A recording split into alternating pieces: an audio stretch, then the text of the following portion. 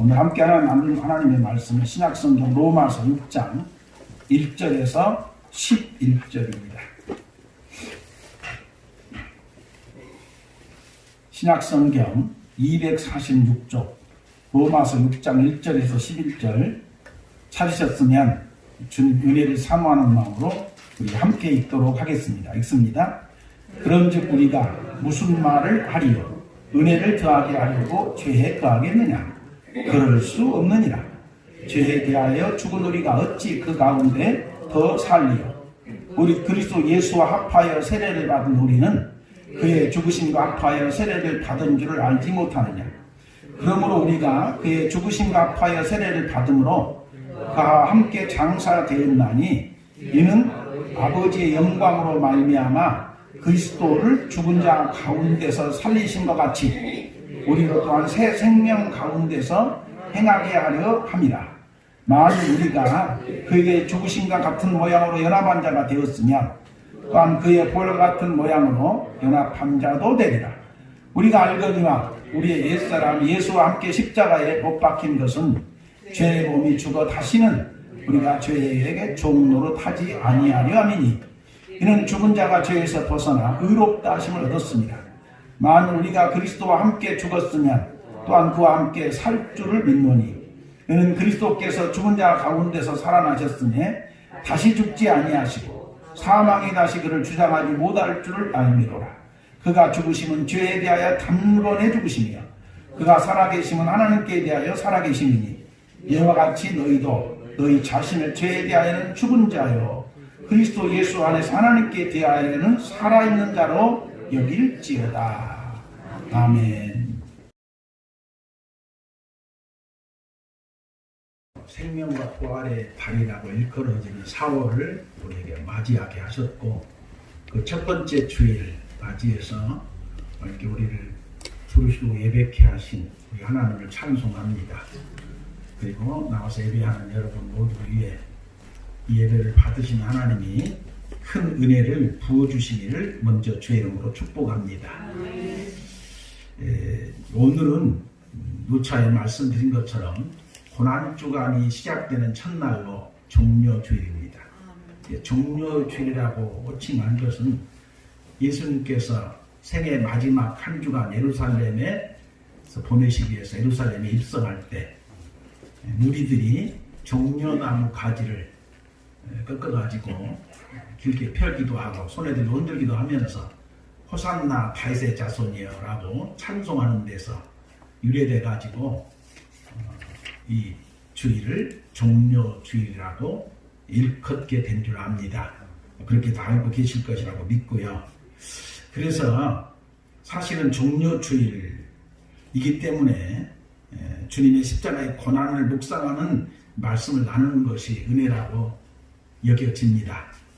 그런데 또 오늘 아시는 대로 세례를 받는 분들이 있고 또 우리가 다 세례를 받은 분들, 거반 대사도 다 세례를 받은 분들이고 그래서 핵심적인 말씀은 세례를 받는 일, 세례에 대해서 조금 말씀을 드리는 게 좋겠다라고 여겨져서 오늘 본문을 나누게 됐고 따라서 본문을 나누기 앞서서 고난주간을 맞이하고 시작했기 때문에 고난주간 여러분이 묵상하면서 한 두 가지만 이 고난주간에 깊이 묵상하면서 여러분이 좀 은혜가 돼야 되겠다라고 여겨져서 세례에 관한 말씀을 드리기 앞서서 고난주간과 관계하여 먼저 말씀을 드리려고 합니다. 특별히 오늘부터 시작되는 이 금주간의 고난주간을 지내면서 예수 믿고 구원받은 성도이기에 목회자가 말하지 않더라도 주님의 고난을 깊이 있게 묵상하면서 한 주간을 보낼 것이라고 믿습니다. 다 그러실 거지요? 주님의 고난 어디다 던져버리고 그냥 내 마음대로 살겠다 그런 생각하지 마시고 다른 때는 그냥 어떻든 오늘 이번 주간만큼은 주님의 고난을 좀 깊이 묵상하면서 이렇게 보내도록 그렇게 하시고요.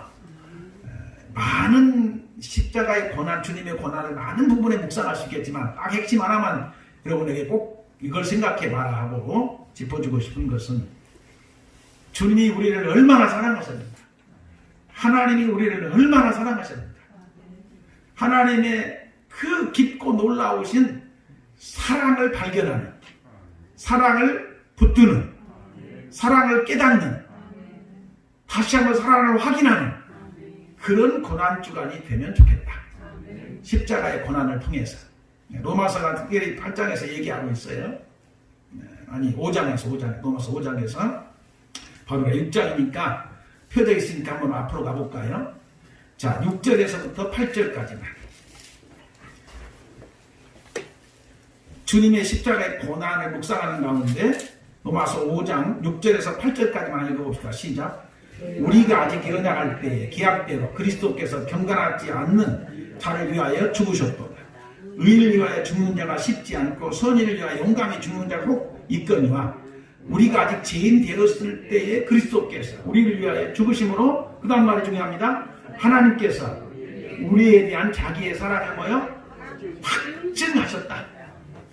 예수께서 이 땅에 오셔서 고난을 받으심과 십자가에 죽으신 모든 것들은 하나님이 나를, 여러분을 얼마나 사랑하시는가에 대한 확실한 증표다. 아멘. 그러니까 밤중에 서울 왔다 갔다 길거리 왔다 갔다 하다가 십자가가 보이거든요. 우리 교회 십자가만 아니라 다른 교회든 다른 예배당에 빨갛든 하얗든, 우리는 하얀 색깔로 십자가를 냈어요. 빨갛게 켜놓으니까 전부 서울이 빨간 십자가만 해놔가지고 좀 달리 해봐야 되겠다 그랬어요. 하얀 십자가를 우리는 조명을 넣었는데 어떻든 십자가 불빛이 보이거든요. 그걸 보면서 뭘 생각하라고? 하나님께서 나를 너무너무 사랑하셨다는 표시로 좀 그렇게 바라보시게 되기를 바랍니다. 그래서 이번 고난주간 보내면서 주님이 십자가에 매 맞으신 거, 채찍에 맞으신 거, 못 박히신 거, 침뱉음 당하시고 사람들한테 손가락질 받고 비웃음 당하고 온갖 주님의 고난을 깊이 있게 묵상하면 다양한, 그야말로 예수님께서 많은 어려움을 겪는 것들이 기록되어 있으나 그런 것들을 통틀어서 주님의 십자가의 고난은 나를 너무너무 사랑하신 하나님이 나를 사랑해서 나 대신 예수님으로 하여금 그 고난을 받게 하고 십자가에서 제물로 죽게 해가지고 나를 택하여 하나님의 자녀 삼고 백성 삼고 하나님의 사랑의 품 안에 거하도록 만들었다. 하나님의 사랑을 꼭 한번 확인해보는, 그래서 다시 한번 더 깊이 있게 붙잡아보는, 발견해보는 그런 한 주간이 되도록 하시면 참 감사하겠어요. 아멘이죠? 이거 하나 하고 또 두 번째 하나 더. 고난주간을 보내면서 이제 하나님이 사랑해서 예수님 보냈잖아요. 하나님께서 우리를 사랑해서 우리를 건지려고 예수님 자기를 보낸 줄 예수님이 알잖아요.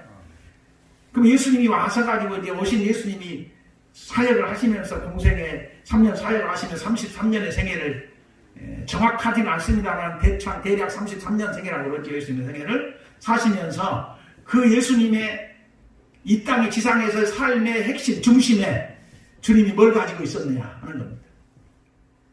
그것은 십자가의 고난 받으실 일, 자신이 십자가의 속죄제물이 돼야 된다고 하는 것을 항상 가슴에 품고 마음에 새기고 입 밖으로 꺼내지 않는 그때에도, 그 말을 하지 않는 그때에도 나는 때가 되면 십자가에서 대속의 제물이 될 것이다. 내 전부를, 우리를 사랑하시는 하나님의 뜻이 그것이니 나 전부를 십자가에 내놔야 된다. 그 중심, 그 생각을 가지고 33년의 생애를 사셨고 3년간의 공생의 사역을 변함없이 그 중심으로 살았던 것을 묵상해 볼 수 있었습니다. 예수님께서 갈릴리 지방에 주로 사역을 하잖아요. 예수님의 사역 주 무대가 갈릴리 지방이죠. 물론 유대 지방에도 가고 사마리아 지역에도 가고 합니다. 이스라엘은 세 번역으로 나눈단 말이에요. 유대 지방, 사마리아 지방, 갈릴리 지방. 그래서 예수님의 사역 주 무대는 갈릴리 지방인데 아직 십자가 일이 2년 남고 앞으로 1년 이상 남았어. 2년 이상 남았어. 그러니까 사역 초기부터 어느 정도 시간이 지난 다음에 우리 잘 아는 대로 마태복음 16장에 베드로 보고 제자들 보고 세상 사람들이 나를 누구라고 그러디야. 어쩌고저쩌고 합디다. 그러니까 그럼 누구는 나를 누구라고 그러냐? 어떻게 생각하냐? 그러니까 베드로가 딱 나서가지고 고백을 하죠. 뭐라고 해? 다 같이 마태복음 16장 16절 외우기도 쉬워요. 마태복음 16장 16절 외우기도 참 쉽죠. 16, 16만 외우면 돼. 그때 베드로가 뭐라고 고백해요? 주는 그리스도시요 살아계신 하나님의 아들이십니다 라고 고백을 했어. 그러니까 주님이 그 고백을 너무너무 좋아하시잖아요. 바에나 시만에 내가 복이 있다 하면서 막 음부의 열쇠를 주겠다고 막 음부의 권세가 너를 이기지 못할 것이라고 뭐 교회 세우시겠다고 이런 얘기도 하시고, 예, 주님 비로소 이 정도면 내가 내 속에 있는 얘기를 좀 꺼내서 해도 되겠다 싶어서 뭐라 그래요? 때가 되면 내가 예루살렘에 올라가게 된다. 그래서 거기서 내가 많은 고난을 받게 될 것이고 결국 십자가에서 못 박혀 죽게 될 것이다. 무덤에 장사될 것이고 사흘 만에 다시 살아나게 될 거다. 이런 얘기를 하잖아요. 물론 그 이해 뒤에도 이제 베드로 어쩌고 얘기가 나옵니다. 그거 얘기를 보면 그때만 한 게 아니에요. 그 뒤에 또 얼마 지난 다음에 마태복음 17장으로 바로 넘어오면 16장에서 17장 간격이 얼마 멀지 않아요. 17장 넘어오면 갈릴리 지방에 또 서해 갈 때 또 제자들이 모여있는데 자신이 예루살렘에 올라가서 고난받고 또 죽으셨다가 장사되고 사흘 만에 다시 살아나는 것을 17장에서 또 얘기를 해요. 그리고 또 조금 지나서 20장에 가면 20장에 가서 또 예수님이 제자들과 함께 갈릴리 있을 때 십자가에 고난받아 죽으셨다가 사흘 만에 장사했다가 사흘 만에 살아나니까 또 얘기를 해요. 그러니까 아직 십자가 저길이 아직 저만큼 멀리 있다니까. 1년 넘게 2년 가까이 아직도 예수님 십자가 지려면 아직도 한참 멀었어. 그런데도 주님은 제자들을 모아놓고 늘 자신이 예루살렘에 올라가서 십자가 지고 고난 받으실 일에 대해서 종종 얘기를 하시더라. 복음서에 기록된 내용이라면 최소한 세 차례. 복음서에 다 기록되지 않는 내용도 많이 있으니까 3차례 이상을 했을 거란 말이야. 그런 얘기. 그걸 묵상하면서 주님이 항상 그 중심에, 사역 중심에, 이 땅 지상에서의 삶의 중심에 나는 때가 되면 십자가 진다. 나는 때가 되면 십자가에 죽는다. 고난받고 죽게 될 것이다. 그리고 장사까지 될 것이다. 무덤에까지 들어갈 거다. 그리고 다시 살아날 거다. 이 생각을 한시라도 잊어버리지 않았고 항상 그 중심을 가지고 지상에서의 삶을 사역을 하셨다. 아멘. 그러니까 주님이 그 중심이 딱 있으니까 요동하지 않아. 흔들리지 않아. 이랬다 저랬다 하지 않아. 일관되게 초지일관. 우리가 그렇게 흔히 쓰지요. 처음에 묵음하면 끝까지 가지고 초지일관. 하나없이 그 길을, 그 중심을 가지고 그렇게 흔들림 없는 메시아의 사역과 함께 삶을 살게 된 걸 봅니다. 이번 고난주간을 묵상하면서 이 주님을 묵상하는 중에, 고난받으신 주님을 묵상하는 중에 우리 성도들의 중심에도 나를 붙잡고 흔들리지 않는, 요동하지 않게 하는 확실한 핵심 중심이 하나 내 안에 있어야 되지 않겠어요? 중심이 없는 사람은, 줏대가 실하지 않는 사람은, 여러분 뭐 이렇게 중심이 오락가락 하는 사람은 이랬다 저랬다 하는 사람은 줏대가 없는 사람이라고 그러잖아요. 그런데 한 번 딱 뭐가 정하면 그것을 변함없이 밀고 가는 사람을 줏대가 실한 사람, 신실한 사람, 중심이 시시한 사람, 뭐 이런 우리가 표현을 하잖아요. 그러니까 우리가 예수 믿고 일평생을 살아가는데 환경이 오든 환난이 오든 핍박이 오든 안 좋은 일이 있든 좋은 일이 있든 굳은 일이 있든 이번에 뭐 이게 바이러스 재난 같은 이런 일이 있든 이보다 더 무서운 전쟁 같은 일이 있든, 이 바이러스 재난은 재난 중에서도 1급 재난이 아닌 것 같아. 한 3급 재난쯤 되는 것 같아. 전쟁은 1급 재난이라. 전쟁 한번 생각해봐. 바이러스는 걸리더라도 병원 가면 치료받잖아. 지금 확진자들 확진 맞았고 많이 치료받아가지고 지금 엄청나게 또 완치돼가지고 퇴원하잖아. 그러니까 병원에 치료받으면 또 살아날 희망이 있잖아. 또 전쟁이 일어나가지고 북한군이 와가지고 총으로 빵빵 쏴가지고 죽였다. 그럼 살아날 기회가 있어요, 없어요? 살아날 기회가 없잖아.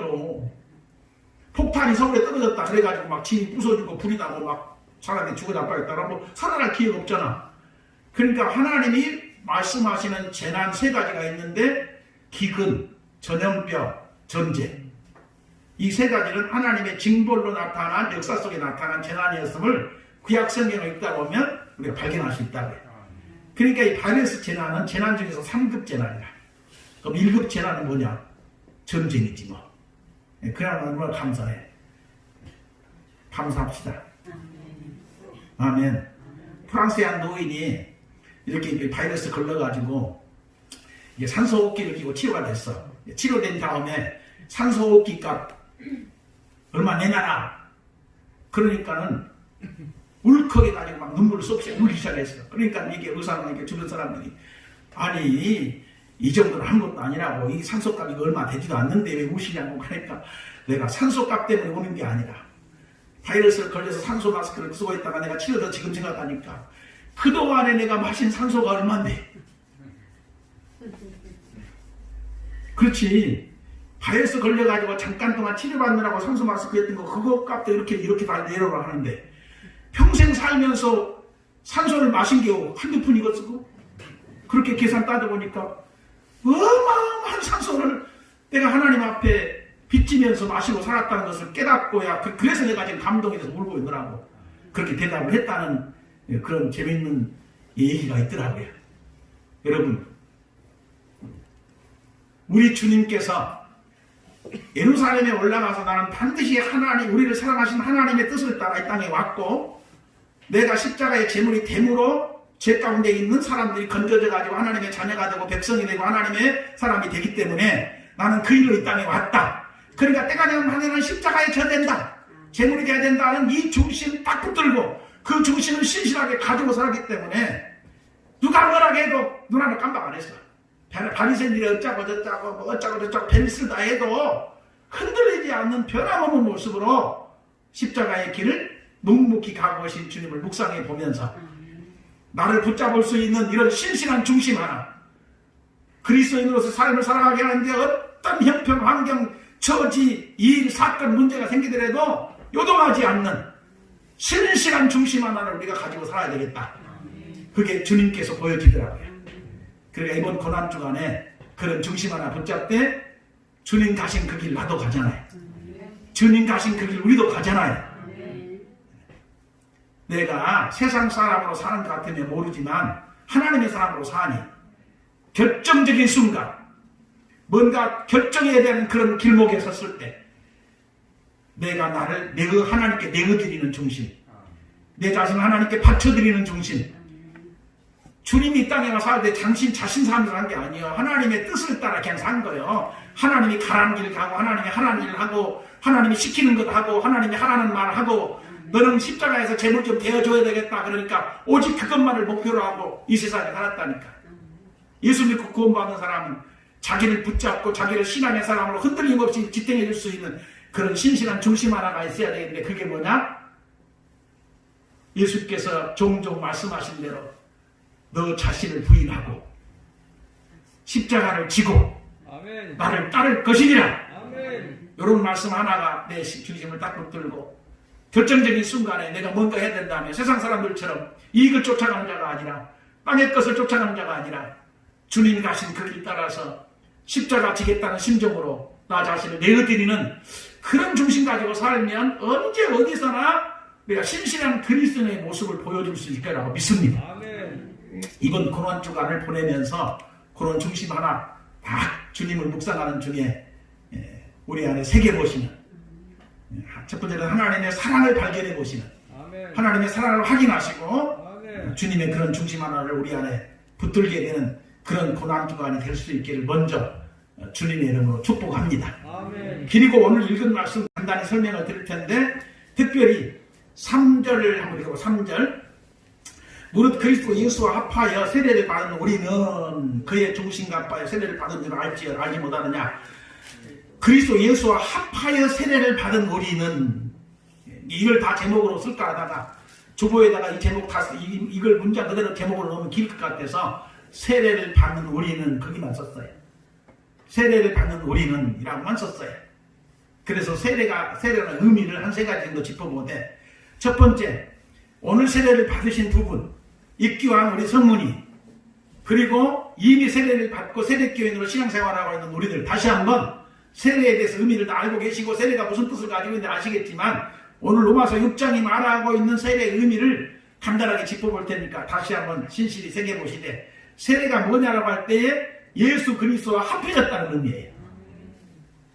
지금 4절에 그랬잖아요. 무릇 그리스도 예수와 합하여 세례를 받는 우리는. 그러니까 세례가 뭐냐? 세례 받았다는 말이 어떤 의미냐? 내가 예수님하고 연합됐다. 하나가 됐다. 나 우리 할머니들 앉혀놓고 세례 문답하면서 제가 설명을 좀 드렸어요.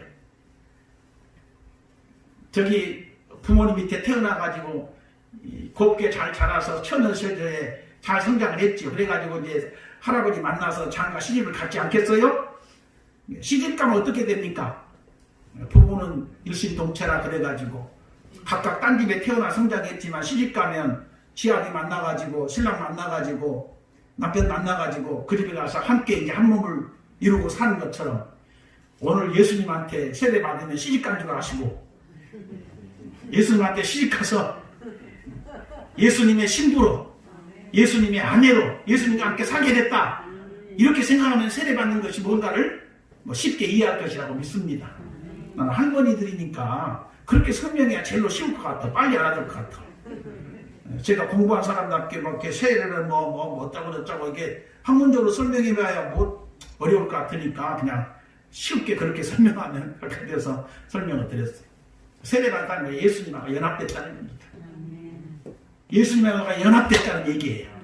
연합은 됐으나 예수님이 나의 종이 아니라 나의 주인 되고 나는 예수의 종이 돼서 주종관계로 말한다면 예수님은 주인 나는 종. 연합됐으나 합해졌으나 하나이나 주님이 우선이고 주님이 주인이고 주님이 머리시고 주님이 내가 따라가야 할 대상이다. 그게 세례받았다는 의미예요. 주님하고 연합됐다는 거야. 주님하고 합해졌다는 거야. 그러니까 세례받은 우리는 철저히 내가 주님하고 연합된 자로 세상을 살아간다고 생각하시되 그분을 내가 내 안에 주인으로 받아들여서 그분을 주인으로 모시고 산다.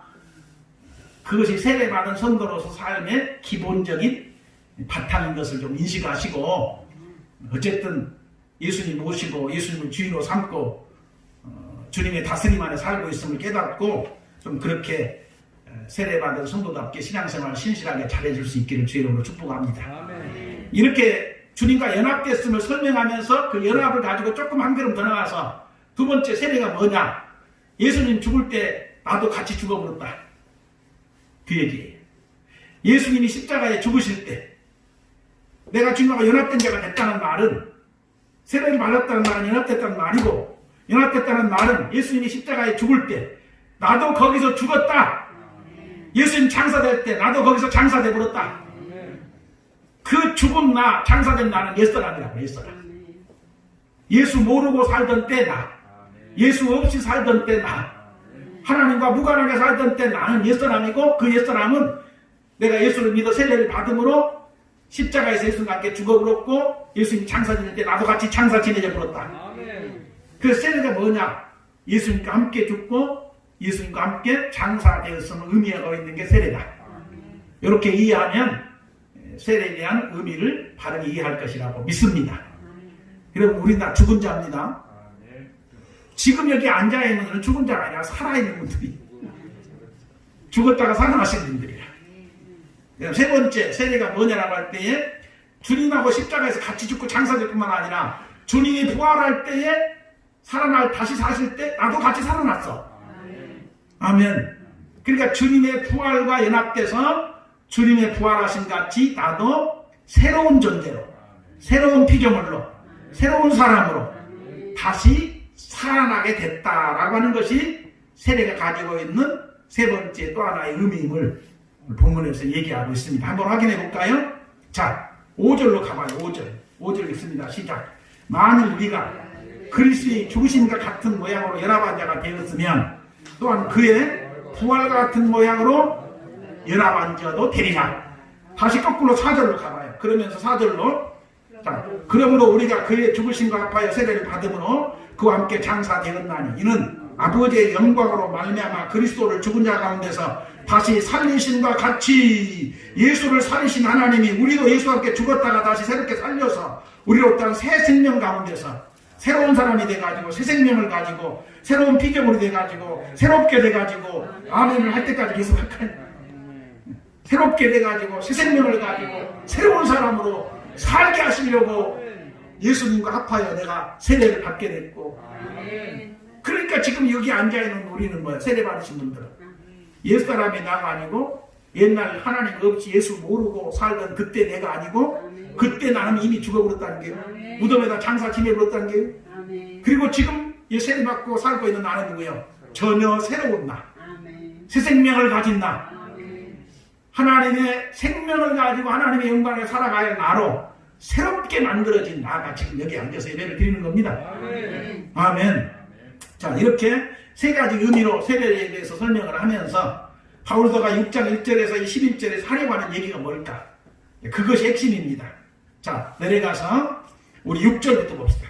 6절부터 한번 읽어볼까요? 11절까지 읽으시면서 6절에서 11절까지 바울사도가 뭘 말하고 있는가만 딱 핵심 하나만 붙들고 마치자고요. 6절 있습니다. 시작. 우리가 알거니와 우리의 옛사람 예수와 함께 십자가에 못 박힌 것은 죄의 몸에 죽어 다시는 우리가 죄에게 종로로 가지 아니하려 하니, 다시는 죄의 종로로 가지 않고 죄의 종으로 살지 않게 하려고 죽었다가 살렸다는 거예요. 아멘. 예수와 아빠의 세례를 받은 우리는 이미 옛사람은 죽어버렸다니까. 죄에 끌려다니고 죄에 대해서 죄의 종으로 살던 나는 이미 죽어가지고 무덤에다가 묻어버렸어요.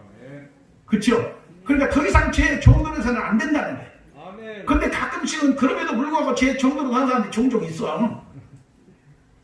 죄의 종로로 하는 거라는 말이 죄를 짓는 것만 의미한 게 아니에요.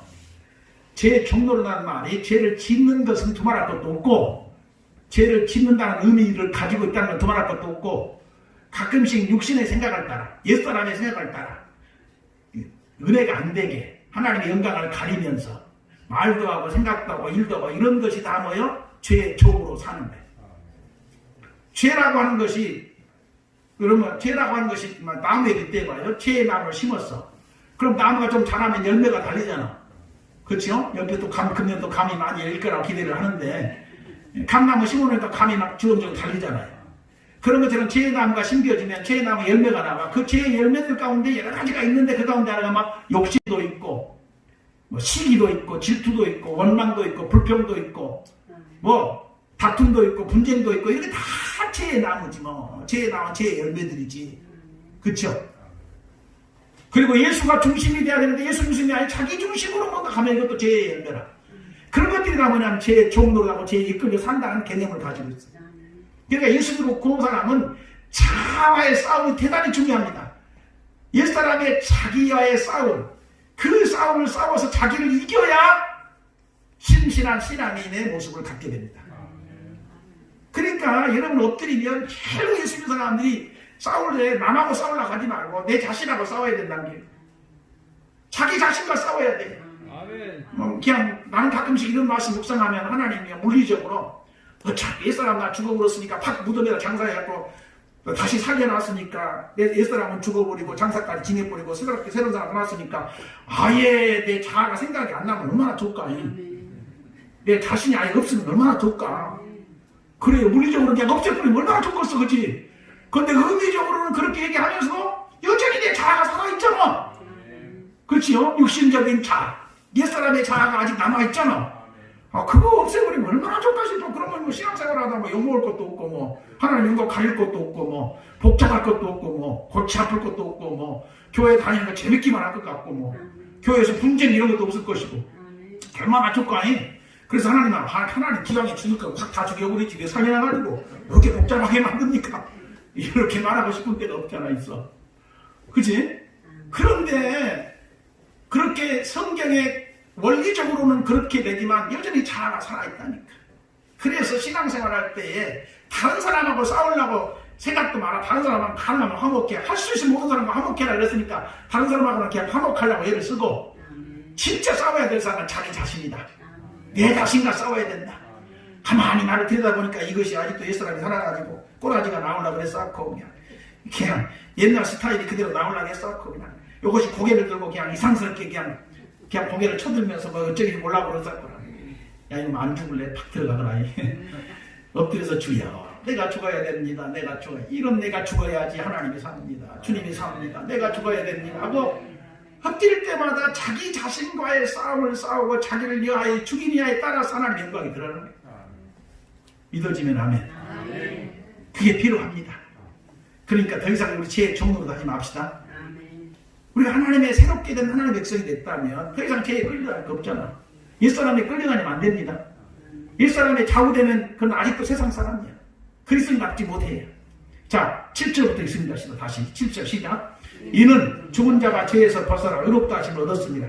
만일 우리가 그리스도와 함께 죽었으면 또한 그와 함께 살 줄을 믿노니, 이는 그리스도께서 죽은 자 가운데서 살아나셨으니 다시는 죽지 아니하시고 사망이 다시는 그를 주장하지 못할 줄 아니로라. 10절 11절 대단히 중요한 결론적 의미입니다. 시작. 그가 죽으심은 죄에 대하여 단번에 죽으신 것이고 그가 살아계심은 하나님께 대하여 살아계심이니 이와 같이 예수님처럼 나도 여러분도 세례받은 우리들도 오늘 세례를 받으신 분이나 짐직에 세례를 받고 세례교인으로 신앙생활하고 있는 우리 모두가 다 11절 시작. 이와 같이 너희도 너희 자신을 죄에 대하여는 이미 죽어버렸다. 장사 중에 들었다. 나는 죽었다. 그 생각하시고 그리스도의 안에서 하나님께 대하여는 살아있는 자로 여길지어다. 죄에 대하여는 이미 죽어버린 사람이다. 저희 마무리 공동모임에 가가지고 거기 누군 사람들한테 욕하면 그 사람들이 들어못 들어. 무덤을 발길로 차면서 욕을 해도 안 일어나더라고. 그치? 그쵸? 무덤에 죽어가지고 장사되어 있는 사람 내가 막 입에 못 담을 욕을 해. 막 해 제끼고 발길로 막 차 제껴도 꼼짝도 안 하더라고. 그치? 근데 산 사람은 뭐 산 사람은? 산 사람한테 그렇게 욕했다 그러면 당장에 가만 안 뒀을 거야. 잡아 죽였을 거예요. 그쵸? 그러니까 우리가 죄에 대한 세상적인 것, 옛사람에 대한 것, 죄에 대한 것, 세속적인 것들에 대해서 이미 죽어버렸다는 거예요. 아멘. 그렇게 우리가 스스로를 여기고 아멘. 그렇게 알고 아멘. 오직 나는 하나님께 대하여만 살아있는 자다. 아멘. 하나님께 대하여만 산 자다. 아멘. 이렇게 생각하면서 그 하나님이 뭘 원하시는가, 뭘 말씀하시는가, 뭘 기뻐하시는가, 뭘 좋아하시는가, 뭘 원하시는가, 어떻게 하시기를 바라시는가, 하나님의 요구를 따라서 그분의 말씀 가르침을 따라서 그분께만 내가 반응을 해드리는 그런 사람으로 우리가 살아가야 된다. 이것이 세례가 가지고 있는 의미인 것을 설명하고 있습니다.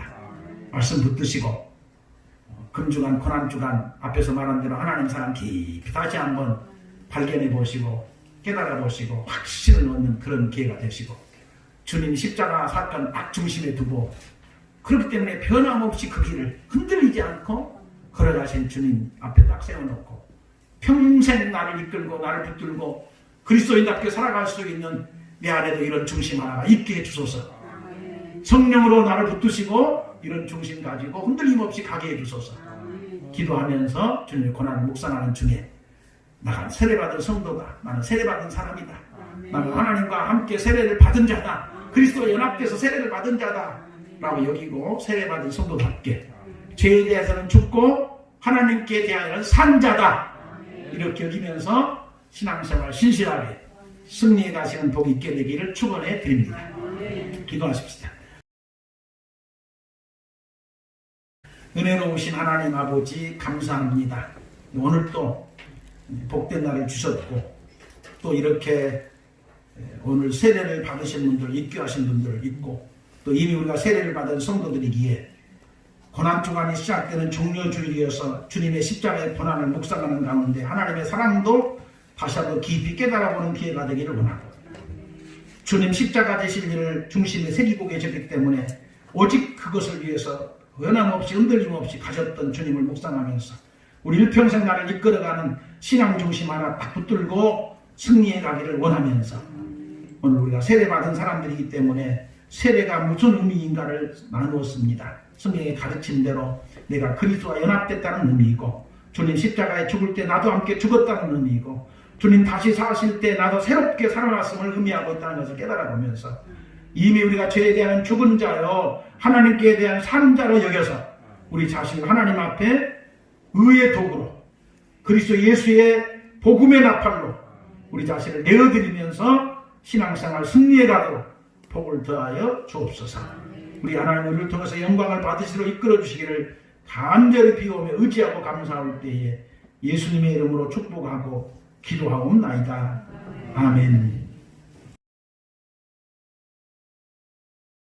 이제는 주 예수 그리스도의 부활하신 은혜와 하나님 아버지의 놀라우신 사랑하심과 성령님의 교통하심이 여기 머릿속에 있는 우리들 모두 위에 가정과 후손 대대 위에 이제로부터 영원 무궁토록 함께 있을지어다. 아멘.